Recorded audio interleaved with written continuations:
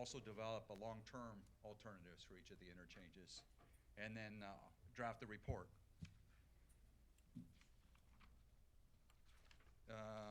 At the Mountain View interchange, we identified the following deficiencies. The interchange doesn't meet current interchange concept standards. There's non-continuous sidewalks with poor pedestrian access across the interchange. The profile has non-standard profile of Mountain View Avenue going over the freeway has non-standard sight distance. There's non-standard vertical clearance of the structure over the freeway. The grade where the ramps connect to the profile of Mountain View are at 4%, which is or greater than 4%, which is considered a non-standard feature. And then the skew angle of the Van Horn intersection is non-standard. And then also the fact that Van Horn is straight across from the off-ramp is not really an acceptable condition. To begin analyzing the alternatives, we needed to gather the current traffic data. So we needed to wait till school was in session. We get a better traffic counts when schools are in session. So we waited till after Labor Day and school started back up to go get the initial counts.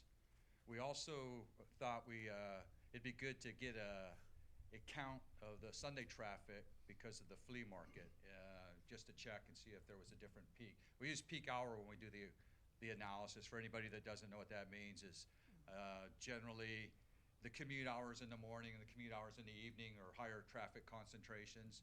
So when we analyze for operations, we want to analyze when it's at its so-called worst case scenario. The data was collected on September 13th, and then Wednesday, September 26th, and then the flea market was collected on October 28th. And then the analysis years, obviously the traffic data was collected in 2018, so that's the base year.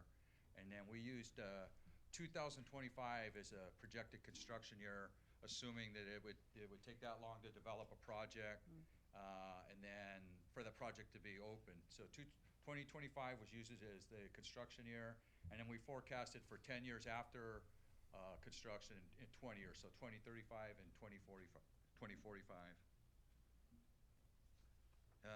To do the forecasting, we used several different forecasting tools. And forecasting is a bit of a crystal ball. You're trying to project what the traffic is going to be 10, 20 years from now.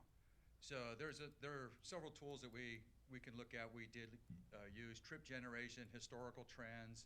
We used the Fresno County Association of Governments travel model, and a couple of other softwares to help us determine what the forecast will be in 10 and 20 years from now.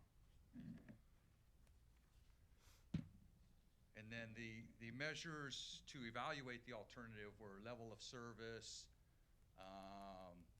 the volume to capacity ratio, delay, density, the queue length, and the speed. And we used these bullets or different softwares to analyze stop control. We used the Highway Capacity 2010 software. To analyze the signalized intersections, we used the Synchro 10th version, and SIDRA software to analyze the roundabout alternatives. So this is a picture of the existing conditions. We numbered the alternative or the intersections. One is the southbound off-ramp in Van Horn. 2 is the southbound on-ramp. 3 is the northbound on-ramp, and 4 is the northbound off-ramp. And then here's the analysis of the existing conditions out there.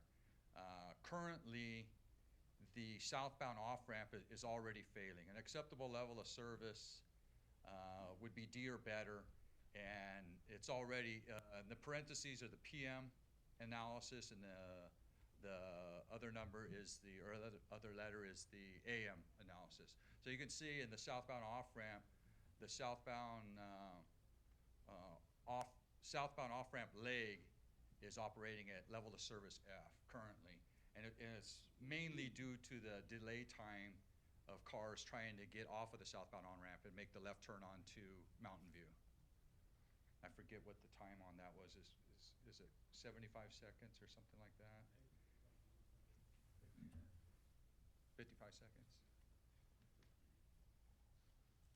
So the failing year of not doing anything of the two off-ramp intersections is, like I said, the southbound off-ramp is already failing. So 2018, and then the analysis showed that the northbound off-ramp would be failing by the year 2030. So the alternatives we came up with were partially, like I said at the beginning, part of the study was to investigate safety concerns.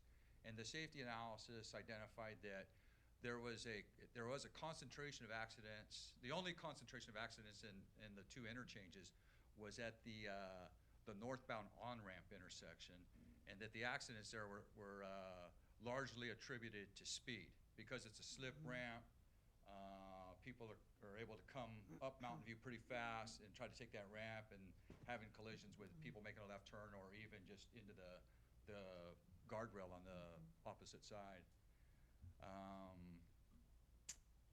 So then we developed an alternative, a simple alternative, near term, that would just create 90-degree intersections at the two slip ramps. So there's the pavement's there. It wouldn't be a major project. You could go out, redelineate into turn pockets, create the 90-degree intersections, which I'll show you the next slide. That would slow the traffic down coming on the slip ramps. And that's something that could be done pretty quick. Then beyond that, midterm alternatives with a little bit longer life to them. One of the problems with just doing that redelineation is that we already have a failing condition at the southbound off-ramp. So when we do that and we add the stop control there, it's just going to make conditions worse as far as operations go. So the midterm alternatives, we have 3 different midterm alternatives. All of them propose to take the on-ramp intersection, realign the on-ramps into the same location as the off-ramp. And then we evaluated different types of intersection control. The first intersection control would be all-way stop control, AWSC. The second would be signalized intersections, and the third would be roundabout intersections. And then the ultimate would be, the long-term alternative would be an L9 interchange. That's the highest capacity interchange that we construct. So this is what the short-term, near-term alternative would look like. Like I said, the pavement's there. It would merely be redelineation to take away the slip ramp, create a right turn pocket for both ramps, and then make all-way stop control at the 2 off-ramp intersections. And then this is what the all-way stop control with the realigned ramps would look like.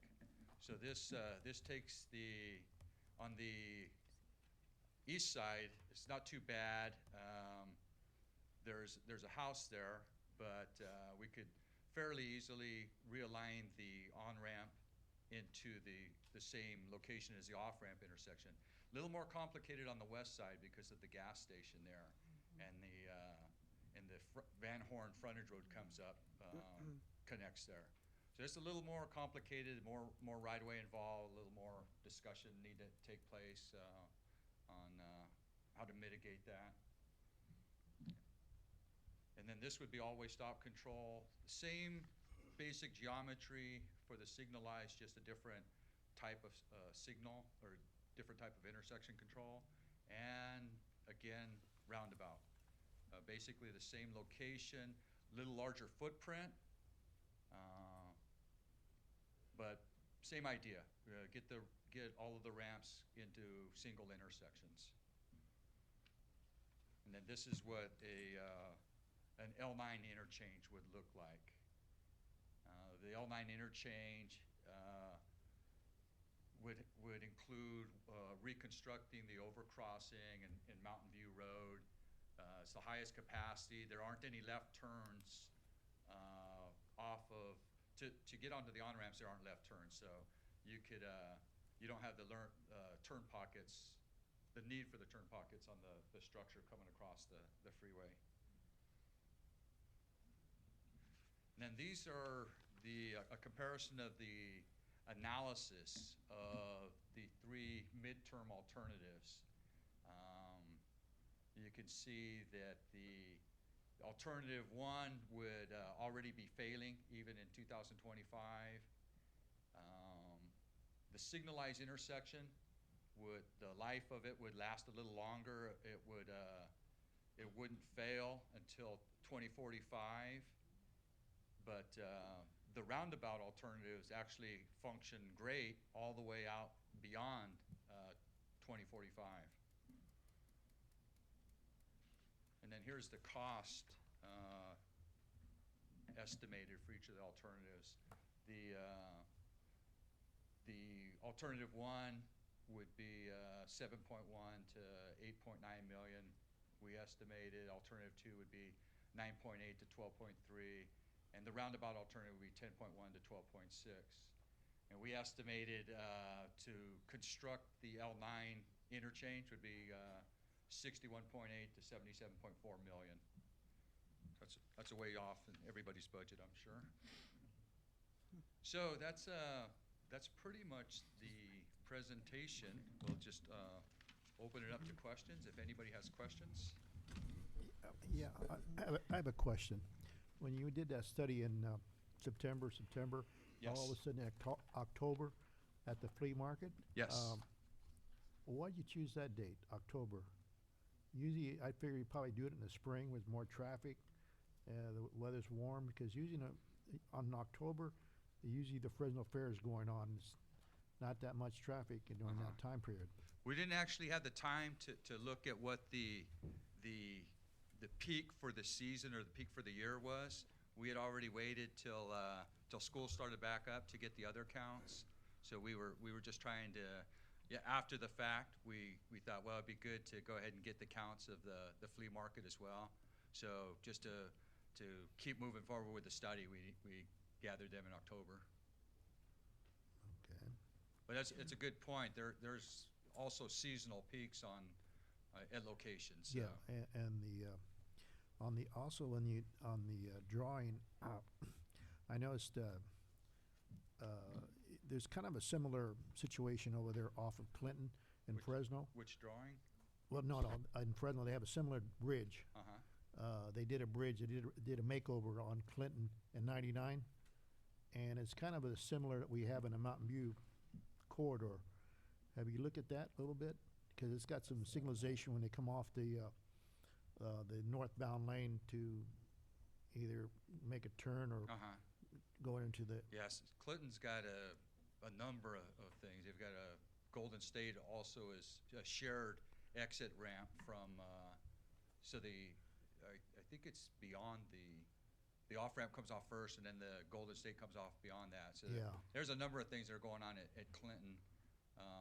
Off the top of my head, I can't picture the configuration.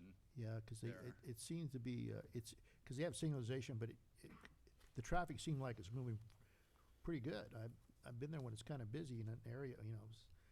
Some areas even with you're saying there's when you come off, even when you come off the northbound, if you're going south, if you get off on Clinton. Okay. Or even when you get off on north. You're traveling northbound? You can travel northbound or southbound. There's signalization where you can, what they had done is the bridge, they kind of elevated it, kind of where it's elevated where you can see the traffic on the other side, you know what I mean? Yeah. So. They did correct the profile there, so that they had the appropriate sight distance for a design speed, I think, of 45 because miles an the hour. one the one on Mountain View it's kind of like a mountain. Yeah. And I can see why the accidents take place. It's because if you're coming fast on Mountain View and you're trying to turn on northbound lane, you're going to get hit because you won't be able to see that car coming. Yeah. You know. So, Yeah, and you know, adding signal intersection control will slow the traffic coming over the crossing. yeah. So it's a short-term or a near-term fix, but ultimately the profile should be fixed. Because really because that Mountain View corridor is going to be it's a major corridor to Dinuba, and it's getting like Manning. It's getting impacted now. Even though they configured it with the double lanes, it seems that in another another 20 years or 10 years, that's going to be a major freeway, honestly. Yeah. And it's going to connect all the way down to 43, the way I see it, and visionary as you see it. Well, our analysis is showing that we've got some alternatives here that'll buy some life. You know, you want to go with a little bit less expensive alternative, the signalized intersection. Shows that, oh, I'm going the wrong direction. The signalized intersection won't fail until sometime after 2035, sometime before or around 2045. And what's that? Cost difference is not that much. So I mean, you can build the roundabouts by our estimates. You can build the roundabouts for about the same price as the signalized intersections. Yeah. And yeah, they would you know, operate. I mean, I've seen the roundabouts. Uh-huh. They're some areas are good and some areas are not good. Uh-huh. If people pay attention to the yield sign, you're okay. Yeah. And sometimes people don't do that. If you're, I'll give you a good example. There's one in Reedley. If you don't, on morning, they don't pay attention to the yield sign. They'll shoot right through it. And the one off of 43, over there on 43 and going to 198, there's a turnabout there. Lacey Boulevard? Yeah. Yeah. Yeah. That seems to be pretty good because the traffic's not that heavy. Yeah. But I notice every area that's got a heavy traffic, there's some issues, major issues. People are in a hurry to get to work, and they don't pay attention to. They think, oh, I'm faster than the next car when I make that turn. Yeah. You know what I mean? I'm just letting you know. I'm Treat being 'em like honest a with you. I've seen it racetrack. with my own Yeah. eyes. Yeah, cut the corners through 'em. Yeah. So, Yeah. but this is, I don't know what my colleagues think. If you're going to do this, we got to do it right the first time. There's no going back to it. It's like the Freeway 99.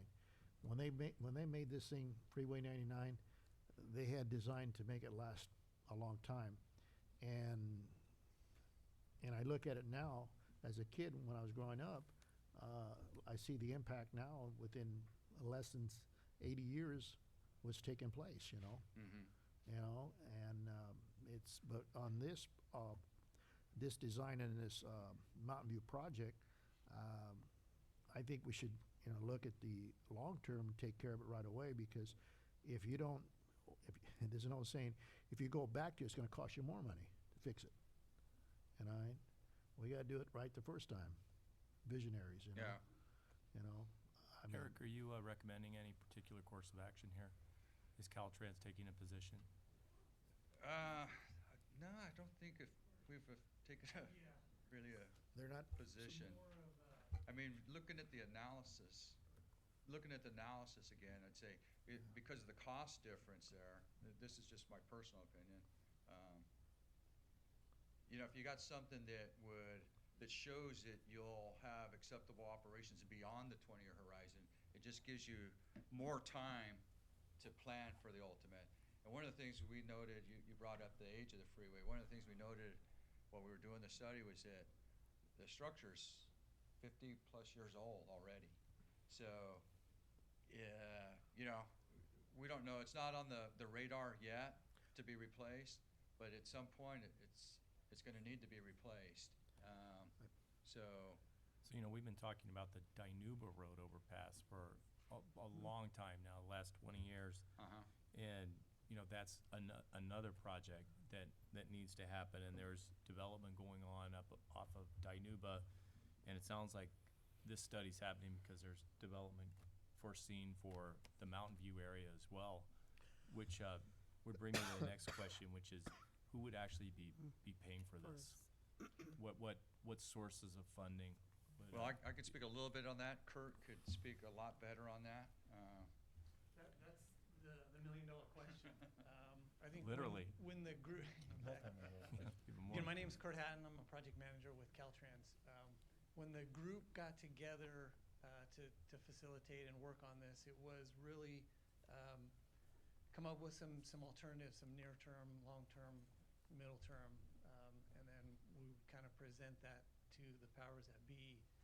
And there then needs to be some discussions on is it a cooperative venture between the state and the local agencies, the MPOs.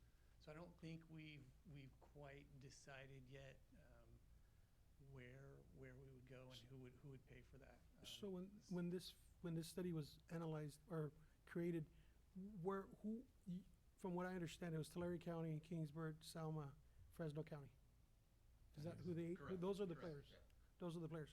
So this analysis was created for the betterment of Mountain View in regards to all four of us, correct? Well, there were two interchanges that were being looked at. And the Mendocino interchange, I don't know if you're familiar with the Yeah. county line, Mhm, but it kind of crosses through the middle of the interchange. But Tulare TCAG's interest was, I think, more in the Mountain View interchange because of the connection that it provides for Dinuba. Okay. So we're looking at more like Fresno County, Kingsburg, and Selma. And So Dinuba, and Dinuba. and Dinuba. And Dinuba. Tulare County as well. Well, I'm talking about the one on 99. Right?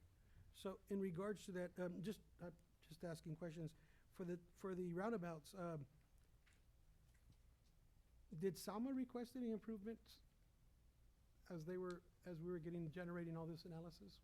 I mean, you said Kingsburg requested some improvements along the line. Did the city of Selma ask you for any kind of improvements that were generated? So, when you so I finally- think the specific improvement you're talking about is that Kingsburg asked us to specifically look at ways to maybe divert traffic from using Yes, 18th Avenue. I don't think there was anything specific Probably was not something going on, or maybe, Probably that we were asked to look at in Mountain View, but to look at safety overall. okay. We came on Sure, later. and, Remember, asked us to come on later. Mhm. So That's true. maybe in the future, we're gonna be looking at maybe a joint powers agreement, or joint venture between the city and the state and the federal, and is that?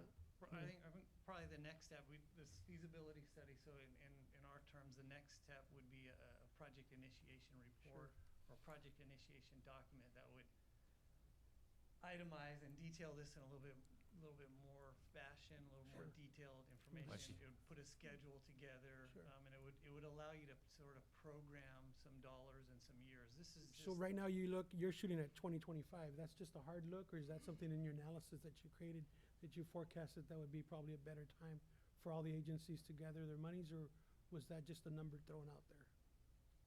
Yeah, that was just a figure. We just had to start with something. So we thought, well, it's going to be at least 5 years to go through that process of putting together an initiation document and going through the So project this- report environmental document and getting something on the ground. So So we this- said at the minimum. So the $7 million to $10 million is a projection that we could probably go out and get a joint between Kingsburg and Selma and Tulare and ourselves to go and get out some money, and that would be, did you already include the inflation, or did you include, or is that just right now, just a rough estimate? Yeah, today's dollars. Today's dollars. So possibly looking at about 15 to 18 million, correct? In For 2025. one of them. Let- One of the projects. I have one more question too, to ask. He brought it up too. You actually brought a good question up. You know, between the Kingsburg and Selma and also Dinuba will be in the situation because it'd benefit them as well, you know, in their corridor in Mountain View to Dinuba and also the neighboring cities around there. Are they willing to be, let me ask you a question, are they willing to be a participant in this? Have you asked them to be a participant? Yeah, that was sort of our discussion early on to bring that They're- team they're together. Caltrans. Yeah, Uh-huh. there was They're gonna the bring in everybody. Yeah, they're all- potential They're and bringing all the So they're all possibilities. willing, fair share, There is might that? be some safety. So We're be gonna a do share this. of cost.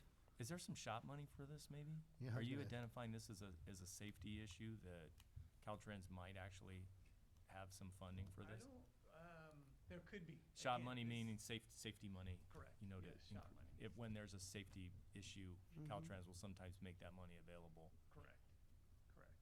And Yeah, it sounds like you're getting there. It sounds like the more study, it may reveal There could be, that there yes. could be safety considerations to take into account because of the accidents you're talking about.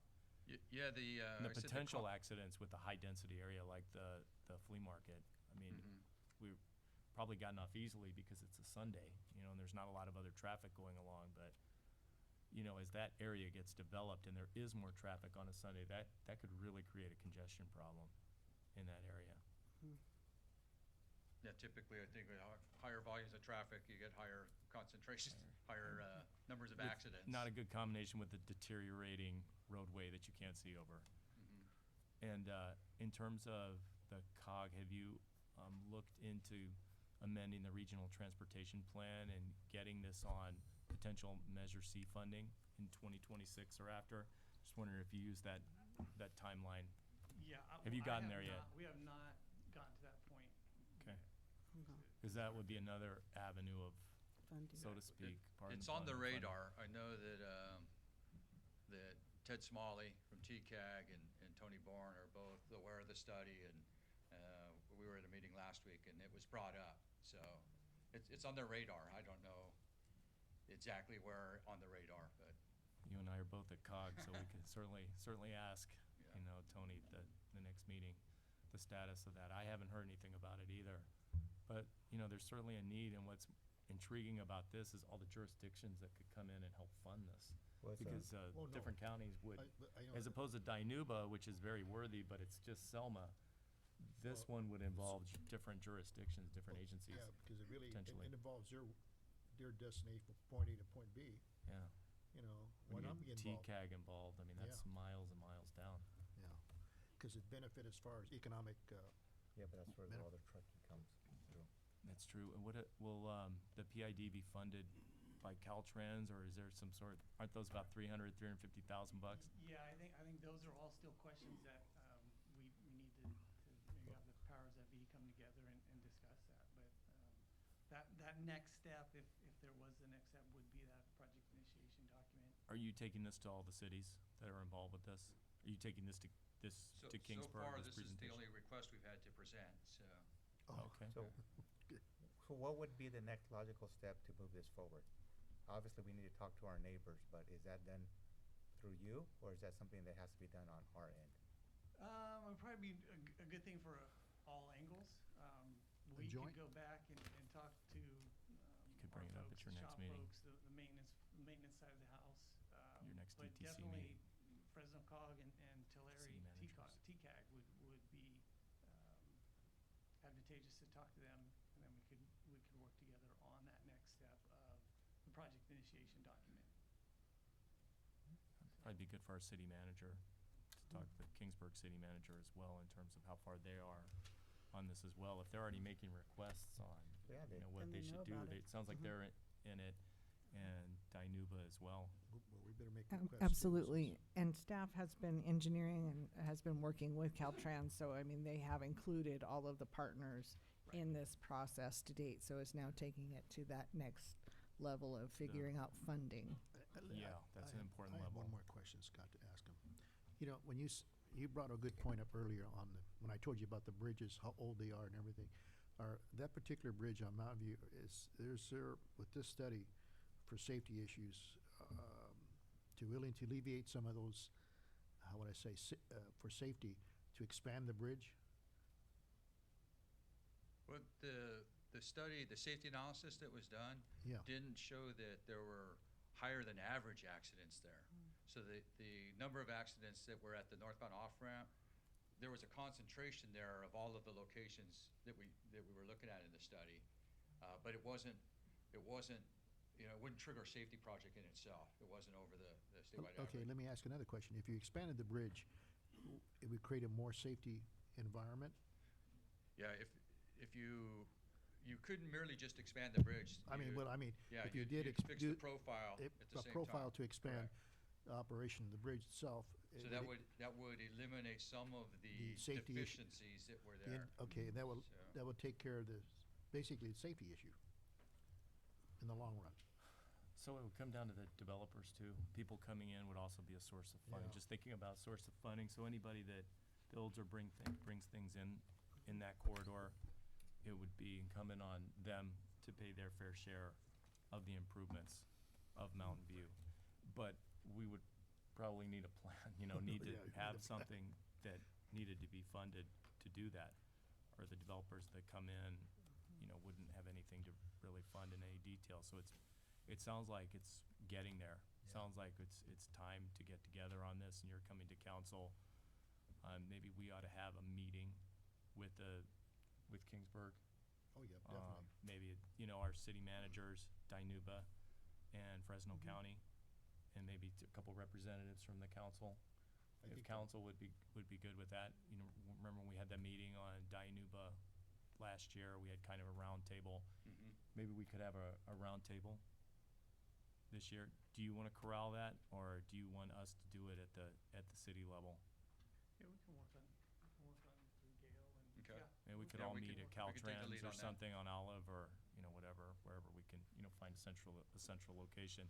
Sure. But I mean, we're all gonna have to pay this, and we're gonna have to figure out which option, we're gonna have to figure out who pays what. These are practical things that, we need to decide at the council level ultimately. And no time like the present, given your prognosis of the deterioration there and your time horizon. So yeah, if you could just let us know and let our city manager know, that'd be great. Take the next step. Work on that. Thank you. Thanks for coming out. Did anybody here tonight have any questions about Mountain View? Any issues? Okay, with that, appreciate you coming out. Thank you. Guys. Ma- Thank you. Mayor, if I Thank could you. just make one comment just for the public and for your information. If anybody's interested in actually looking at the full plan that was developed, it's a pretty lengthy plan, but it is on our city website underneath the city planning department, so it is available to the public. It's on what part of the website? And the city website under the planning department. Plan department. Got it. All right, thank you. Thanks for that. Mhm. Thank you. Okay, and our next presentation tonight is going to be on our city's code enforcement. Javier Vidrio. Good evening, Mr. Mayor, City Council. How are you guys doing? Good, thanks. How about Great. yourself? What I'm gonna talk to you guys about tonight is the process that I take from any type of complaint. My main process that I do is, once I get a complaint, I create a case, or actually, let me backtrack a little bit. I go inspect the situation of the possible violation. If I see the violation and it does fall under a certain code violation, I send out a notice of violation to the property owner, and also to, if it is a tenant, I send it to the tenant and the property owner. So both people are getting the violation portion of it. Next slide.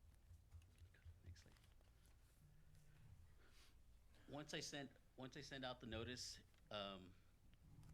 on this,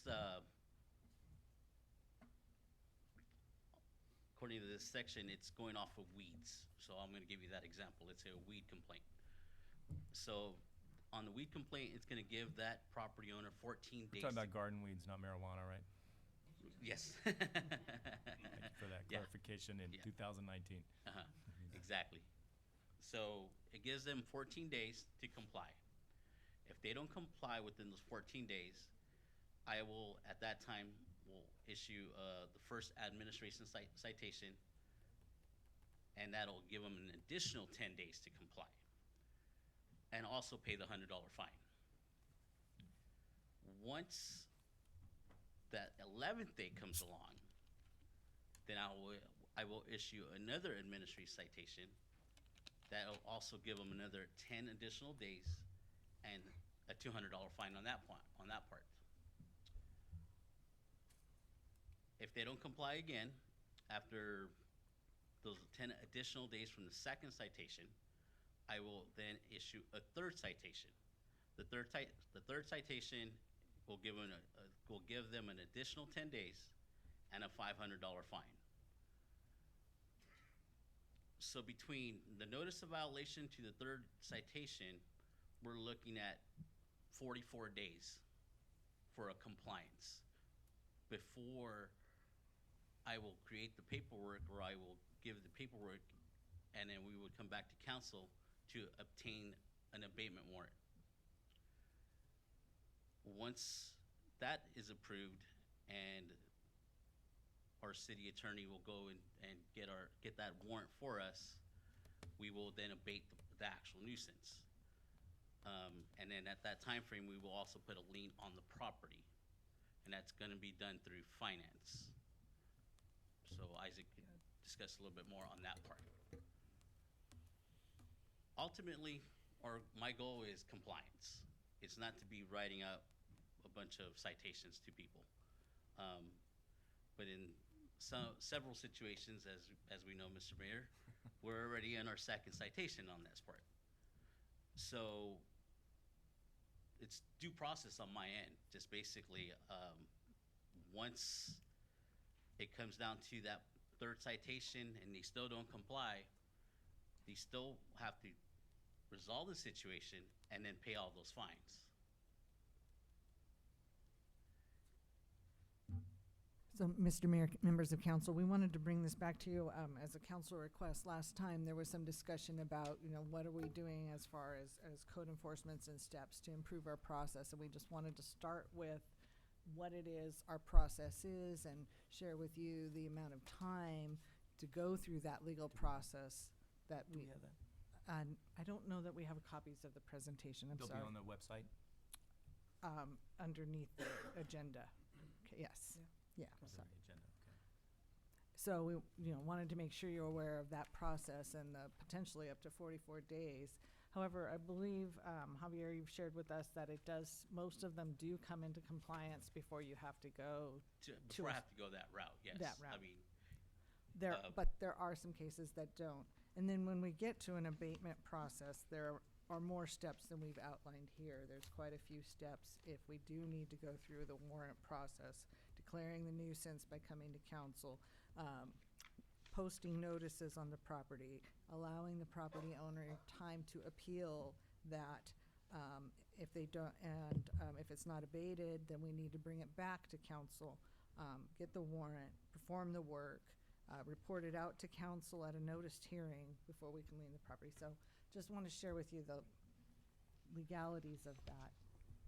And Mr. Mayor, if I may just add to that abatement process, there are two separate channels that code enforcement can take. One is the administrative citation and the other is the abatement process. Generally, cities move forward with administrative citations because it's much easier to collect. The city isn't going to have to incur costly legal fees and go to court. To get an abatement warrant, it is a very time and labor intensive and factually intensive process. We actually have to write a notice motion, we write a brief, it has to be accompanied by a declaration from the code enforcement officer, and then substantial exhibits to be able to warrant getting the abatement warrant. I mean, it's the whole idea of people's Fourth Amendment protections. Do you always start with the administrative citations then? Because that's the easiest way to do it, or do you start with the abatement process? no, I sometimes? start with the notice of violation first. I give them the 14 days to comply before. You give them the benefit of the doubt, 14 they- days. 14 you've got days. 14. And that's pretty much anything we would see in the city, like cars parked in the yard, spray paint, places. Spray paint's a being- little bit different because that's under graffiti, so that only gives them 72 hours. Okay, so that's an exception. That's an exception, yes. It's 72 hours where the city can come in and change. We still have to go do this process. Public Works can come in and fix it and then bill the homeowner and the tenant. If you build, so you said you're sending these citations to the homeowner and the tenant, who has to pay? The tenant. The tenant ultimately has to pay. The tenant ultimately pays. In some situations, what usually happens is the owner will pay, but then they will bill the tenant. So, Mr. Mayor, members of the council, the notice of violation goes to the responsible party. Generally, that responsible party is the tenant, but the landowner, to avoid any sort of lien on the property, is generally the party that pays. And ultimately, they're the responsible party. Correct, because If it, the you are tenant doesn't responsible pay. for maintaining your own property under the city's codes, yes. And are our city codes up to date? In the administrative citation and abatement process? Is this, these things that we can follow per the city's codes? Correct. The only issue, and I was going to get to it later, but I will address it now because it's come up. Last year, we went through this process, and the question was, does the city have the appropriate codes in place to be able to move forward with code enforcement? And the answer is yes. We have a chapter on administrative citations. We have a chapter on abatement. The only issue here is that for some reason, when the administrative citations chapter was updated back in 2013, there wasn't a lot of cleanup done. So most cities will have one chapter in their code that deals with public nuisances, and it'll address abatement and administrative citations in the same chapter. So there's no confusion. Staff can use it, the public can use it, and everyone understands what to do. Unfortunately, our code has about a half dozen different sections on public nuisances, and they're scattered throughout the code. What one of the recommendations would be is that if council wanted to move forward, we could consolidate those sections just so that they're more user-friendly. But as it stands currently, we do have the appropriate mechanisms written into the code as far as abatement and administrative citations go. Are there any other questions about process? If not, we'll go into our caseload, if you'd like. Anybody have any other questions? Anybody from the public tonight? Any questions? Well, they're still doing the presentation. We're not, Okay. this is on the code part though. We're about ready to go in their workload. He still did a presentation. Do you wanna pause right now and take questions, or you wanna wait till you finish? I can talk Okay. to Mr. Dan. Go ahead. Step up and identify yourself, please, sir. In the mic, please.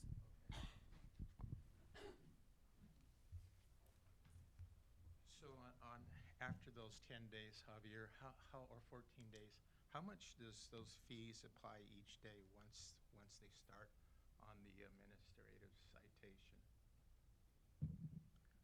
It's $100 then, and then they got the 10 days. So then they do $100 after the 10th, and they do the 2 after at 10th, they do 5.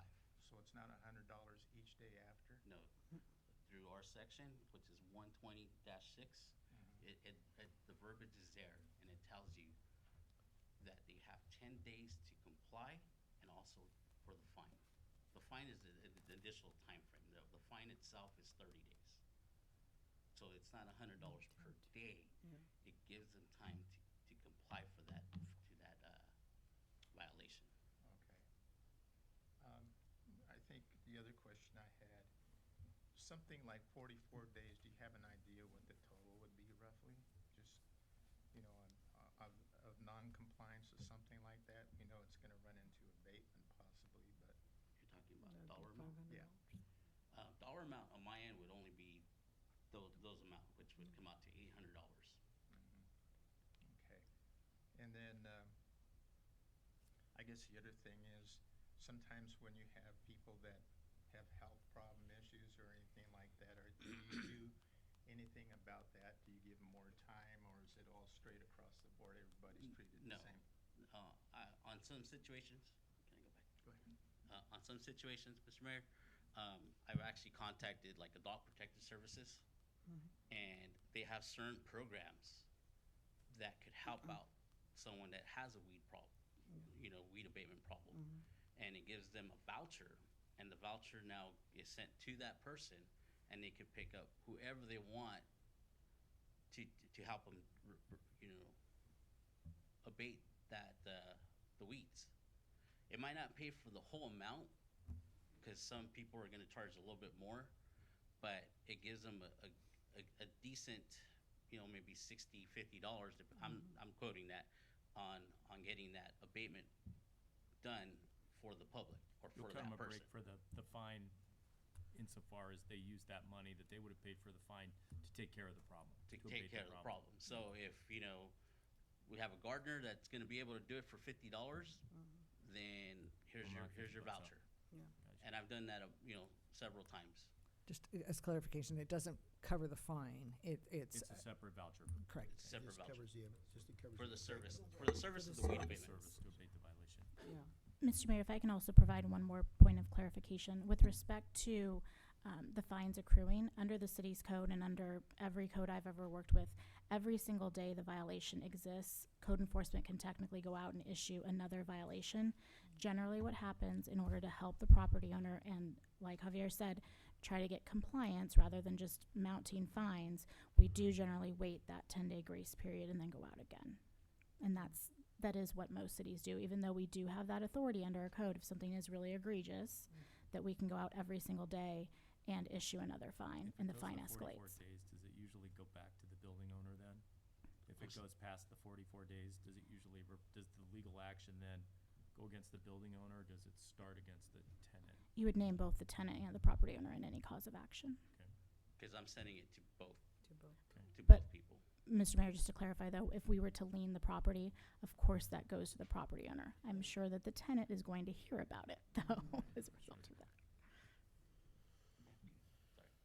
So for the city attorney, most of the time, it's to the property owner that the billing is going to, so that it catches their attention, correct? That's pretty much most likely what Fresno does. Mr. Mayor, members of the council, in all of the cities that we work with, it goes to both the address that the violation is on and also the owner under the tax roll. So it goes to both, so that the tenant sees that, there's an issue, and then the property owner also sees that there's an issue as well. Got it, so it gets the attention of the Of property both, owner if correct. they didn't know about it. Now, this other question is for the city manager, and the question would be, you were saying that other code items in there, does that include building that you kind of need to bring it together so that it'd be more effective in your administrative citation code, or are you going to rule it into some kind of other different type of section under building? Because you don't just have weed abatement and stuff like that and car abatement, you also have building abatements and other things. So I believe the city attorney was addressing the public nuisance and that it's in just that. several areas and consolidating it. The recommendation would be for council to consider consolidating that into one section. And that would apply to a variety of things, but there'd be a same process for the Okay. variety of different nuisances. Okay. There's $100 right there. Right, thanks for your input. One more item I'd like to point out as well. Although you are seeing $100 per fine, that's per violation. So if there's multiple violations for the same property, there could be an instance where you have a multiple $100 transaction on one citation itself as well. So just keep that in mind as well. So if you have multiple violations, there could be a multiple $100 transaction for one citation itself. How long have you been here, Javier? How long have you been our code enforcement officer? 2017. How many times have you seen anything go the distance, the 44 days? Never. Never. They usually comply. Odds are yes. We're having one issue, as we know. Yes, we do know. But that's the exception. Yes. Okay. Javier, Yes, sir. if everybody's complying, why do we have so many issues out there in the community? I mean, I drive around, I have residents come in and say, this property's out of compliance, that property's out of compliance. Do we wait for a call, or if we see a violation, do we stop and violate them? We're basically on a complaint basis, but if I go out to an address or a location and I see a problem, and I see the same type of problem down the street, I will take action on both spots. But I'm on a complaint basis process just due to the fact that I have maybe, anywhere between 6 to 8 calls a day just on complaint basis. And some of it has to do with homeless, some of it doesn't have to do with the homeless issue. But that's another time-consuming process that happens on my part, is the fact that, on a homeless issue, we're, having to basically move from point A to point B.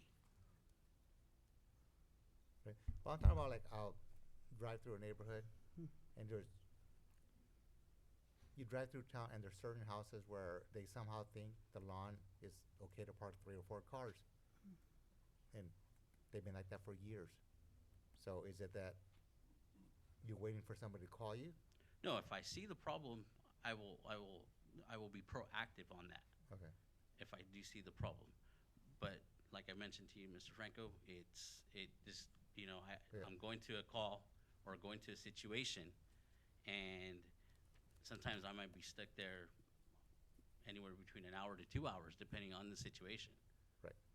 But so if you get a complaint, you eventually will get to it. Yes, sir. So if, to the members of the community, if you have an issue in your neighborhood, the best thing for you to do is to put in a request for a citation. And I could get the request through phone call, emails, through eGov. They could come in, fill it out, however they want to do it. Javier, I have a question for you. Yes, ma'am. Are you inundated with complaint calls?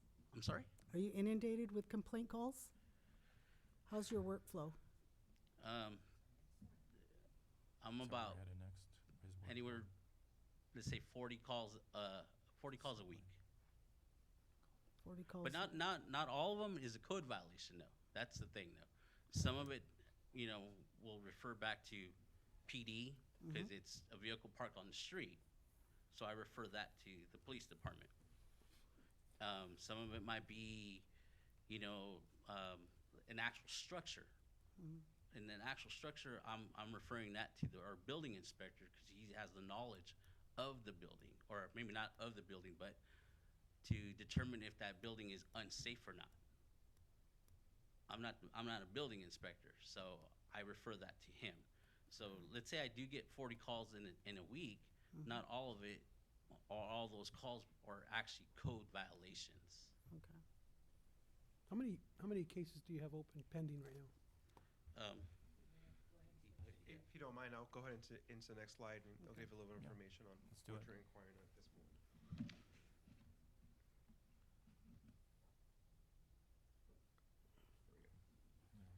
So using the system we currently have for processing business license permits and things of that nature, in addition to that, it'll also track code enforcement transactions that Javier is actually inputting into the system. So I pulled that data for a different span. For this period, I chose August 1st through August 28th, and kind of summarize the data in which you see for within that period itself. So for the period, again, from the 1st to the 28th of last month, open cases within that month itself were about 38 different case items that were opened that he followed through and had to start a process in some sense of the way. So within that current month, again, for the 1st to the 28th, there were 11 transactions that were actually closed out within that period that were opened. In addition to that, there were cases that were closed as well, but they were opened in a prior period. That was 25 transactions. So as you can see, he's starting cases, working the process, opening and close them. They may be open in one period, but they can be closed in another period depending on what the transaction is. And again, this is a wide range of transactions. Isaac, that's great, but I have a question, and it doesn't pertain to the numbers. I'm sorry. So you started in 2017, and I sympathize for all the calls and what we're asking you, but I have a question in regards to administrative. So I understand you're a one-man show right now. So when you came in office, and you know that these policies have teeth and they're good, but prior to you coming to this department and going to this department, what were the actual steps or formalities that you were told that you have to do? What I'm trying to get to was a job description in order? Do you understand, and did you have it, and was it presented to you properly, and do you understand record keeping, and do you have that properly, or was that emphasized and taught to you, or we just put in the job and you started doing your own? Well, excuse me. Actually, I feel that I'm really good at keeping records. If there's a situation, I'll take the picture before, 2 weeks later. So I'm good in documentation and stuff. Before, I was trained to do it a different way. Good. But through legal counsel, we found out that we weren't doing it that way Correct. anymore. So at this time frame, we're doing it basically not to violate anyone's rights. And that means a lot, because that means that as you grow into this position, you're understanding what the formalities and what the legal boundaries we have to do to enforce what's going on. So right now, we have a couple of council members saying, hey, if everything's going great, why is the community still complaining? And you probably just answered the question, if the formalities weren't proper when you came into office, and right now you're actually walking and working the job, and you're learning it from legal counsel, then maybe we will have the teeth put in as long as the proper paperwork and formalities are done properly. And Yes, that's mainly my concern. The We- numbers, it only shows that you are doing your job and you're doing it well, but I just hope that administratively, we are giving you the tools and the training so you can make the job and do the job right. That's my concern. You know, Thank you. let me add to it. You know, I'm the guy, I'll be honest with you guys. I see this guy more, when I have a complaint, I actually go to him, believe it or not. And I'm not gonna lie, guys. And he has taught me, you're right, there are some guidelines under the law that we have to abide by, even though we wanna take care of business right away. It don't happen that way. We understand, we starting to understand that more than anything. You know, homeowners got rights and certain things you have to go by in criteria, and you have to do it the proper way without getting yourself in legal consequences. And I've learned that with Javier, but we have, how would I say it? I've learned through him and through his process of the legal. He does keep documents. This guy keeps record. He has pictures. He says, hey, I got this Avalos. I'm on it right here. There's a picture before and after. It's taken care of. Okay, just making sure. And then I've gone to areas where I was going to complain about, and he can testify. I show up and Javier sees me showing up at the scene. I'm already there. You know, hey, I'm there, and I'm talking to the property owner, you know, and I'm being real nice and you know, being cordial and telling them issues that has to be addressed, and I'm trying to give him options without finding legal ways to hit his pocketbook. You know what I mean? I'm kind of letting him know in a nice way. But and you know, these issues here it takes time, and there's some in the city of Selma. There's some areas that there's some legal bounds that we have to go. How would I say it? The term, we have to have documentation and proof, pictures, and paper trail. I call it the paper trail to proceed the proper ways in validating these situations. And I've actually learned that from this gentleman here, because a lot of I says, hey, well, let's go do it right now. Oh, you can't do it, Avalos. You got to do it this. Okay, you know. But and I still, to this day, when I stop in, I said, well, I got this area. You're right, Franco. I see areas there. Well, how come there's 4 cars parked over here? How come this guy's lawn's all messed up? And you know, is there a way to do this here? And yeah, we're gonna send notice. And as far as the graffiti is a different issue. It's taken care of right away thanks to Public Works. That's a different issue in itself. But the key right now is right now we have a lot of homeless issue, creating a lot of habit in our community. You know, leaving trash all over the place. A good example was the railroad on Highland. It took 45 days to Give or take, yes. about 45 days to process that, and we were happy. And then we have another gentleman still on came back on Golden State by those bushes again. He came back. We got to eradicate him again. But there are certain rights there. I've learned that there's a new law, right? Am I correct on those issues there? They're coming It's down the through, pipe. not Human sure rights. what- I want to what- say human right laws. I'm not. It's- I don't know. District But- 9, Council? Mr. Mayor, members of the council, it's the Ninth Circuit Court of Appeal Go ahead. that has very stringent requirements about what we can do for homeless camps as far as providing notice, what we can and can't take, when we can do it. So there's a very stringent process to make sure, again, that people's belongings are not. Well, you know, I'll be honest not with Blanca. You seized. know, I got educated. Mhm. You know, on this homeless issue. You know, it took me a while to say, okay, Avalos, how are you going to get these rascals moving? I'm looking at health violations. That's a key right off the bat. When you stay in an encampment, there's fleas, ticks. You get in LA County, there's the word typhus and it's to the homeless. I don't want that to happen here in the city of Selma. And if we got to keep moving these homeless encampments to keep this eradication of this disease entered in our school system or in the public sector, it's like the Black Plague in a different manner. And I don't want to see that. And but us, at the same time, I want to help the homeless in their life. You know, that somewhere along the line, something happened to them. They were good people at one time. We have to still reach out to them, find ways, programs that we support. As government officials, we, as council, we support these programs for the homeless and try to help them mitigate some of these addictions they have in their life and situations or How mental. much of your day, that's a good point, how much of your time goes towards homeless issues, Javier? Yeah, I guess so. It depends on the day, but How many times does that bug you? I want to say we could go maybe 3 hours a day dealing with the homeless. 3 hours a day? Yep. Dealing with homeless encampments? Yes, sir. And is that the law, the Caltrans, they go out in hazmat suits now and clean up homeless encampments? Is Yes. that the law to do that, or how do you protect yourself when you go out there and clean those up?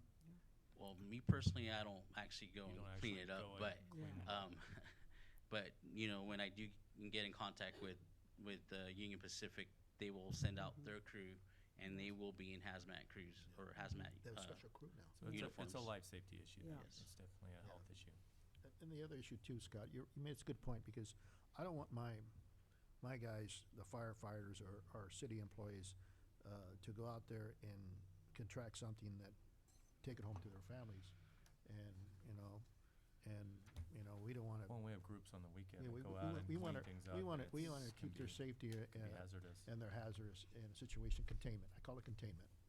Mr. Mayor, members of council, and, training is a very important part of all of this, and code enforcement, public works, public safety have all recently attended some training in this regard. So working with our partners like the railroad, and they have the appropriate training and tools to go ahead and do that. So, knowing the resources and the partners that can help here is very important. One of the other aspects that the council wanted us to consider and discuss when it came to our codes was shopping carts. So I think at this point, maybe we can go ahead and turn that over, because you're looking for different ways we can improve our ordinances to give our staff and our partners, better tools to work with. So thank you, Javier and Isaac. I know the data there's a little more data on there, but if you have any questions about the data, we'd be happy to share it. I just thought maybe that kind of segues right into a tool that we wanted to talk about. Okay. Mr. Mayor, members of the council, as city manager indicated, this is a follow-up. Specifically, Councilmember Avalos, you brought it up at our last meeting, your concern about shopping carts. That's correct. Shopping carts, obviously abandoned carts, create a public nuisance. They can impede the path of travel on city sidewalks. They can get into the right-of-way. They can get into traffic. Generally, abandoned shopping carts can also lead to blight, which lowers property values. So what do we do to address it? Under state law, cities are permitted to regulate shopping carts. So the Business and Professions Code sets forth a number of provisions regarding cities and their regulation of carts.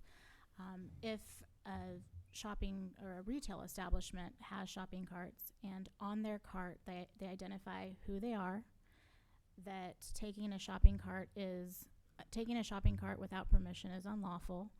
If the shopping cart has information about how to return the shopping cart to the owner, then if the city finds the shopping cart out and about outside the boundaries of the retail establishment, the city is permitted to impound that cart. Under state law, the removal of a shopping cart or the possession of an unauthorized shopping cart, those are both misdemeanors under state law.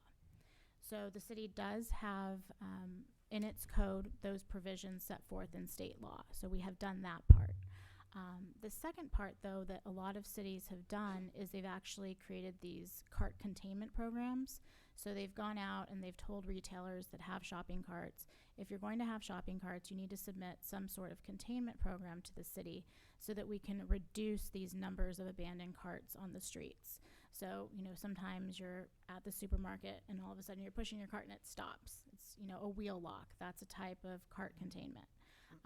at some places, and it's a little bit more old-fashioned than what we have now, but you used to insert a token or a quarter, used to take out your cart, and then you brought it back and you got your quarter or your token back. It's another type of cart containment. Some smaller establishments might post a guard outside who also, tells people if they're taking a cart to stop. There are also physical ways to do it by putting up bollards so you can't take your shopping cart past a certain point. Those are all different cart containment programs. And as an alternative to cart containment, some cities also say, okay, well, if you want a retail establishment, if you want to contract with a company who's going to retrieve your carts, then you don't have to present us with a plan, but you have to show us that you have this contract in place so that the city isn't responsible for going out there and getting your carts back. So currently, our city's code does not have any of those types of provisions. Locally around the area of Visalia, Fresno, Clovis, and Reedley, they all have requirements in their code that retail establishments with shopping carts implement some sort of cart containment program. Generally what happens is that this is a program that's approved by the planning department, and it can be tailored to that retailer's needs. Probably about 3 or 4 years ago, I worked with one of my cities because we were having the same problem where we were having shopping carts all over town, and we were trying to attract new retailers, and it didn't look nice.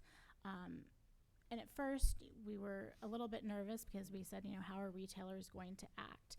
So before we brought anything to the council, the city manager and our planning director went out and they talked to some of the larger establishments, and everyone got on board really quickly because everyone, first of all, didn't want their carts stolen because they're expensive, and also wanted, to reduce blight because that attracts more retailers. So we worked with retailers and were able to draft something similar to what these other cities that I mentioned have in place to prevent that type of removal. So if that's council's direction, we can work on something like that.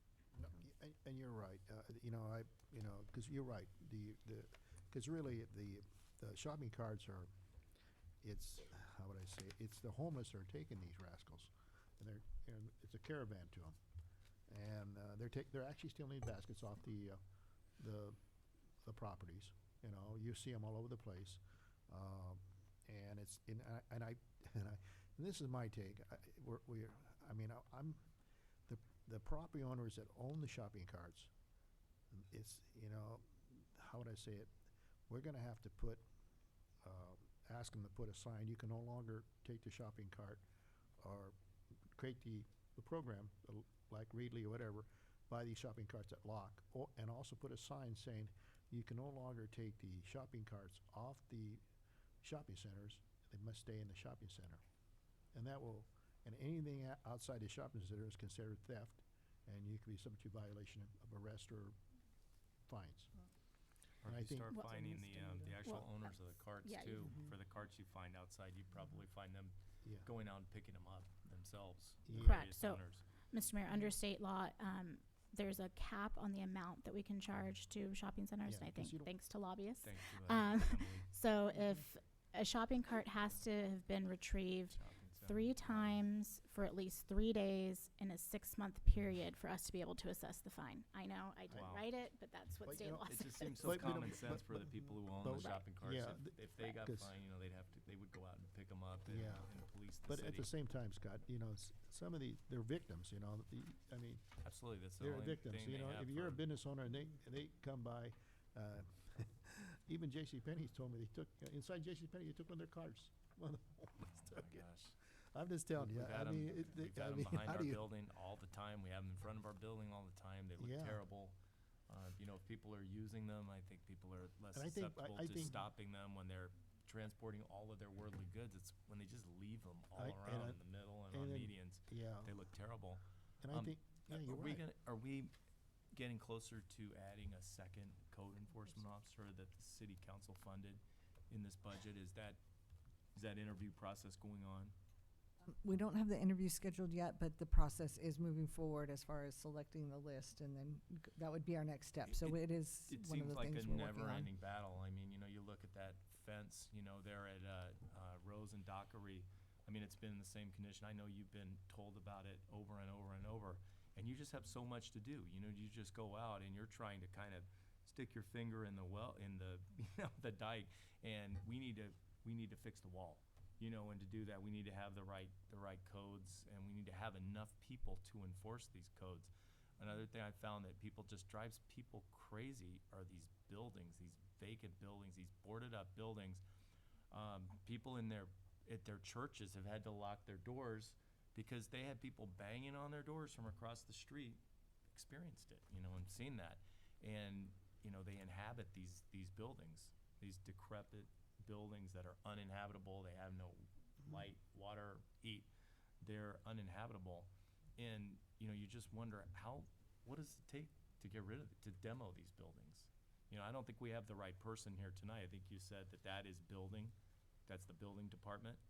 But do we have codes in place for that too, to ramp up those fines for people Well, who you know just what? don't take care of their homes and let them go, and they Well, you know they what? are a collection place for drug addicts and vagrants, and they make the people in their blocks miserable. And people who worked all their lives, Teresa, I have a question for you. to get one last. People who worked all their lives deserve a nice, quiet place to live. They shouldn't have to live around that garbage. That's that constant coming and going, and and that's something that our PD needs to be involved on. In our code enforcement, that's a teamwork thing, isn't it? And our building department, so that everybody works together for the same purpose, which is making our neighborhoods safer and better places to live in. I have a question for you in regards to what the mayor just touched on.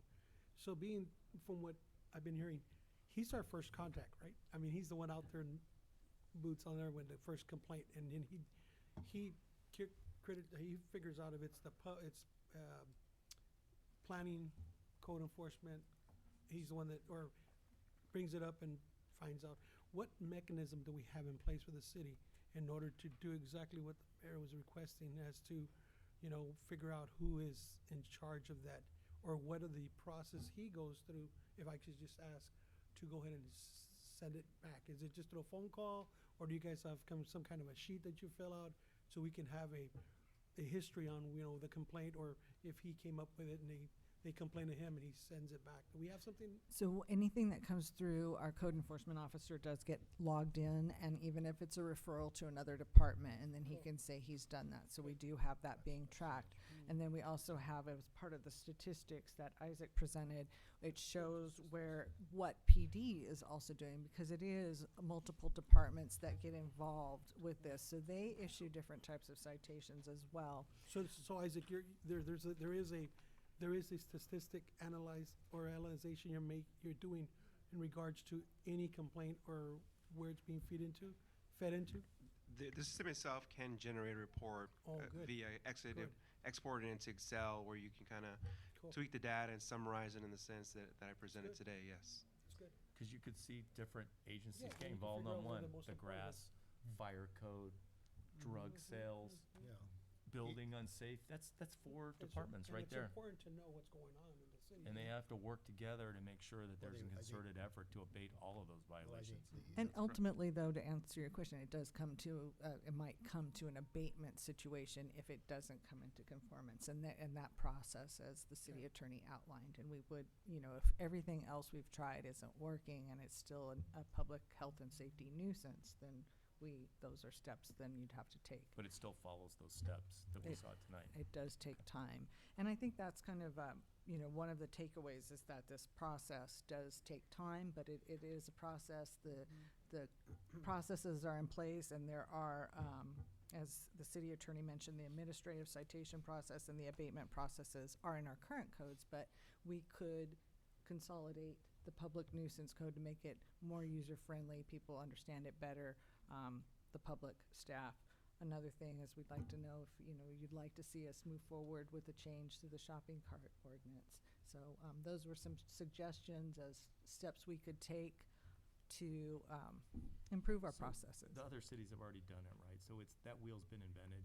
Correct. It's I just mean, a it's a- resolution that you could tweak for City of Selma, We would have to adopt an ordinance. We would amend our current ordinance, so it would go through the regular ordinance process. but it wouldn't take a whole lot of time. No, like, you it's wouldn't have to easy. It's redraft it. another adding another couple of sections to the code, and I've done it once, and then we have a bunch of other examples. So Okay. And which Everybody good with part that? of our code would it go into? If they're all scattered around, would it go in our planning? Would it go in? It's going to go in the shopping cart ordinance, our existing ordinance. And that would be under the heading of nuisance? It is under, I think it might just be under shopping carts. Its own heading, okay. It's all- I think it is. well, Yeah, let's they Yes, are- amend it. it's Can we under- amend it It's under tonight? shopping carts. You need to Should make a probably plan to consolidate them.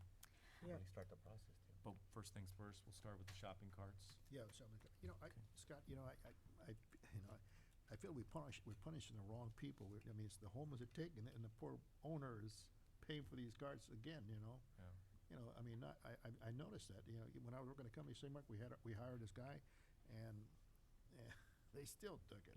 So we do the ordinance? What we Yeah. wanna do is, maybe I think we should do is, honestly, Scott, I think, and Teresa reached out to all the owners, and they're all on board with the issue as far as the shopping carts. I think we should ask them to put a sign on their window, say, hey, you can no longer take shopping carts off the premises as considered theft and violation will be How about one of those prosecuted. locks like Can we, Walgreens has? can we intervene, can we I thought we do were that? talking about Mr. Mayor, members of the Property owner. council, I thought we were doing that's already required under the code, under, excuse me, under section 8-4-3. All shopping carts for any retail establishment in the city shall have a sign permanently affixed to them. The sign shall identify the owner, notify the public of the procedure to be utilized for authorized removal, notify the public that unauthorized removal of the cart from the parking area of the retail establishment or unauthorized possession of the cart is a violation of state law and city ordinance. So that's already required. The second part is having Do you some need a sort of mechanism consensus? to keep them If they had contained. a lock Do you need a system, consensus? I can say you to mandate the- that? Well, we think we Can you should set mandate that by create a code, policy. to have a lock system? Gotta create a Do any policy. cities do that? Have a lock Miss- system so they Create can't a take them pol- off? create a policy. Mr. Mayor, it's called a physical containment system, and so you provide options, so the retailer can choose what option is best. Generally, if you have a larger retail establishment, like a mall, you would require a wheel lock. If you have a smaller, strip mall, you might require a security guard. So that's why you allow planning to figure out what system is best for that There are particular mom-and-pop entity. stores that you don't wanna, that maybe not have the money for that, Correct. but, You don't you know, wanna- the you don't smaller Right, stores. so they'll put up but bollards or something else. There's no You- one-size-fits-all solution, but it would be good to have a solution. Correct, and that's why you That would just fit call all it sizes. generally a physical I containment think by system. putting the signs in on their businesses, Mhm. let the consumer know, but at the same time, let the people that get ready to take the shopping cart understand what they're gonna See get if that themselves works. into. Was I mistaken? I thought we were talking in regards to adding two policies in one, and we were gonna Yeah. just move on that. Do we need a consensus, or do we need a vote? Consensus. I think we have it I think we moving can. forward on I that. think we're all Yeah. on board on this. for shopping Right. carts. Okay. Thank you. And Mr. Mayor, members of council, we will reach out to businesses that would be affected, so, when we bring back please do. some Get some proposed input language from to you. But From the the other public issue, affected. since I got you here, we have a few shopping carts that are at the yard. Can we just go ahead and give them back, let them know, that, hey, 'cause it was taken by the homeless. It wasn't taken by the Yeah, if they want them businesses. back, come pick them up. Yeah, okay. Yeah, Right. Come pick them I up. don't see why. Okay. We can ask Shane. Okay, with All that, right. did Deal. anybody from the public have any more comment they would like to make tonight on the issue of code enforcement? Dan? He's got a list. This was probably just, I think it was as you, Franco, that you stated that it's time we do something and go ahead and take charge of, instead of just knowing about things, go ahead and take charge of code enforcement. And I agree with you on that part, because now you're talking about it and you're beginning to implement it, and then with the city attorney, she's telling you what you can and can't do.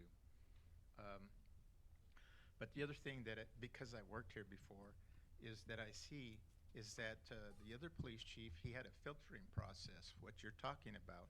And not everybody could come to Javier and just complain to him, because he needs filtering as far as all these questions and things that he has to answer, and it takes him away from his priorities.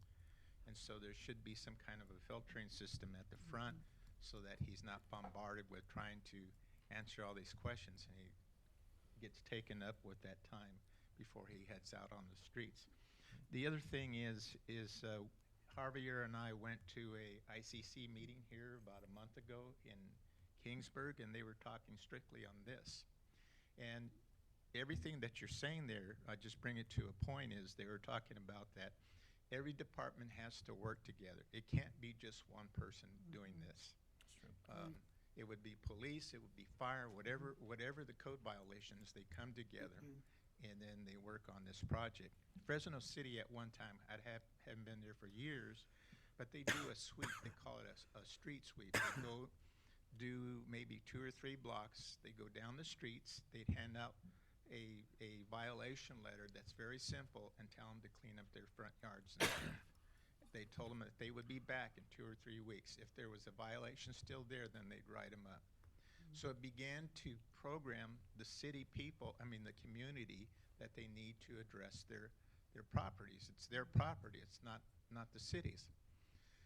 So, and the other thing is the load that Javier has is that it's like one man with a bunch of stacks of goods on his back, and he's trying to do everything that the people want, but you can't do it with one person. Yeah. I know. You need to have 2 people, maybe 3 part-time. But if you really want to be aggressive and hit what you want to do and hit that goal, you're going to have to do that. And it used to be before, it seemed like they'd kind of go around in circles, avoiding hiring another person.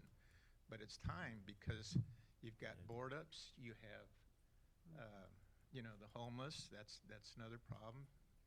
But you have issues going on, and it's not getting any better, and it's getting worse. Yeah. And so you're the leaders, and you're the ones that make that decision. So I just say it's what the public wants. It's not what I want. I have issues too, that what I like in my neighborhood, but, it's coming down to the point that we have to do something with that. Yeah. So I just turn it over back to you. Thanks for that, Dan. All right. With that, we will move on. Actually, 7:30, 5-minute break before Sure. we jump into the next. We will recess for 5 minutes, and we'll be back at 7:42.